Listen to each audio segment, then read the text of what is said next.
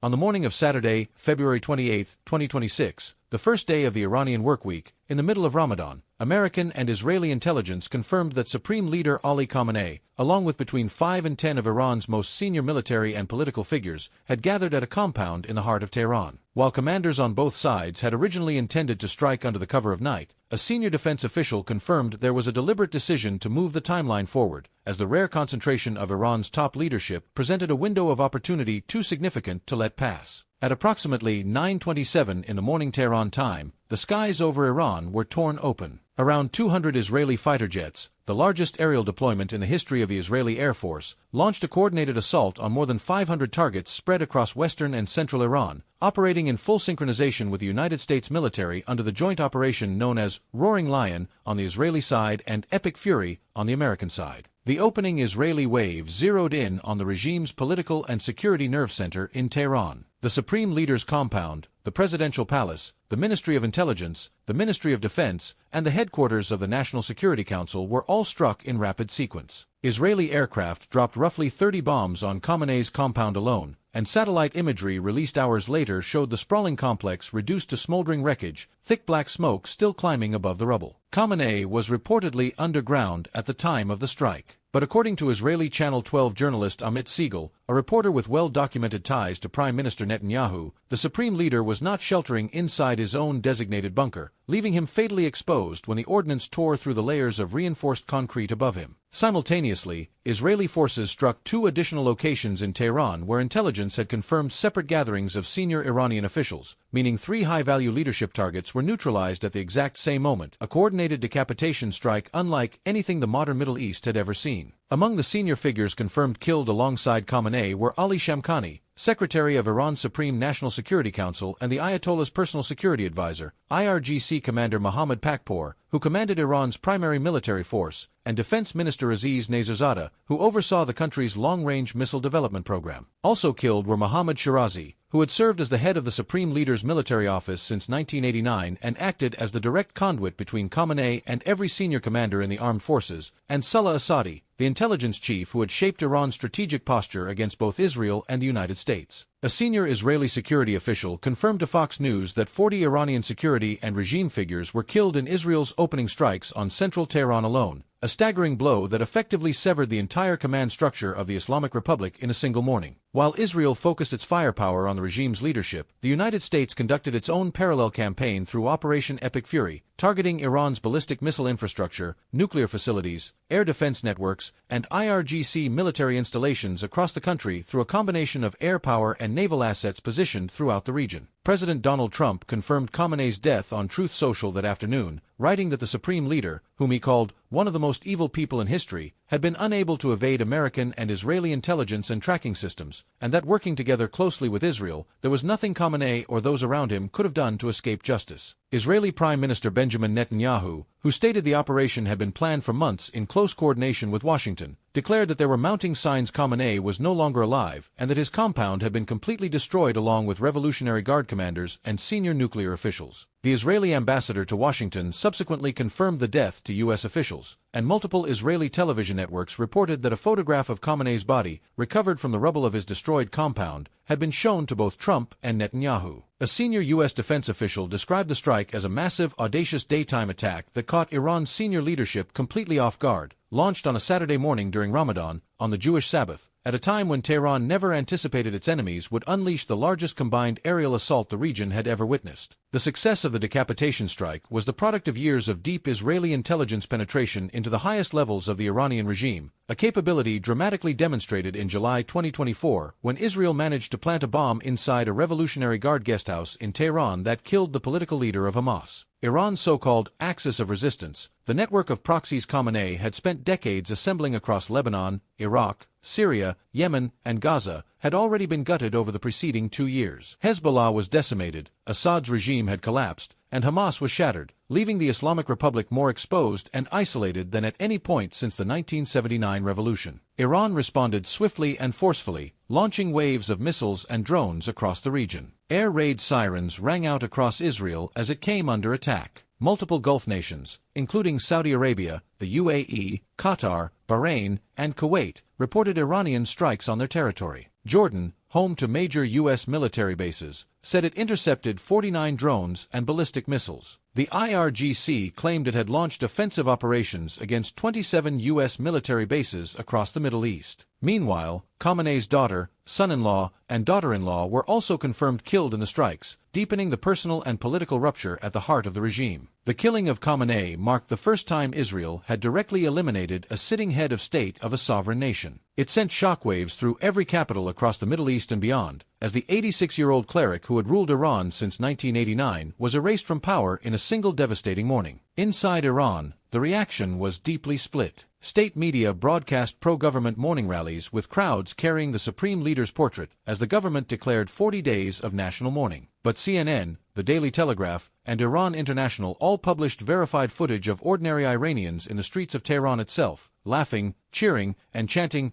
"Death to Khamenei," and "Death to the Islamic Republic." With much of the IRGC's senior command structure destroyed, no successor publicly designated, and the constitutional body responsible for selecting a new supreme leader unable to convene while airstrikes continued overhead, the Islamic Republic faced its most existential crisis since the revolution that brought it into being 47 years earlier. The one senior official who appeared to survive was Ali Larijani, Khamenei's longtime confidant and former parliament speaker, who vowed on X that Iran would deliver Israel and the United States an unforgettable lesson. The strike on Khamenei's compound was not an act of impulse. It was the culmination of months of meticulous intelligence work, joint American-Israeli operational planning, and the largest buildup of U.S. military force in the Middle East since the 2003 invasion of Iraq. In the end, the man who had called for the annihilation of Israel and the humiliation of America for more than 3 decades, who had armed Hezbollah, Hamas, and the Houthis, and who had ordered the massacre of tens of thousands of his own people, was buried beneath the ruins of the very fortress he believed would protect him forever. And as smoke rose over Tehran and Iranian exiles from Los Angeles to London to Hamburg poured into the streets in celebration, one undeniable truth settled over the Middle East. The supreme leader of the Islamic Republic of Iran was dead, and the world he had constructed was crumbling alongside him.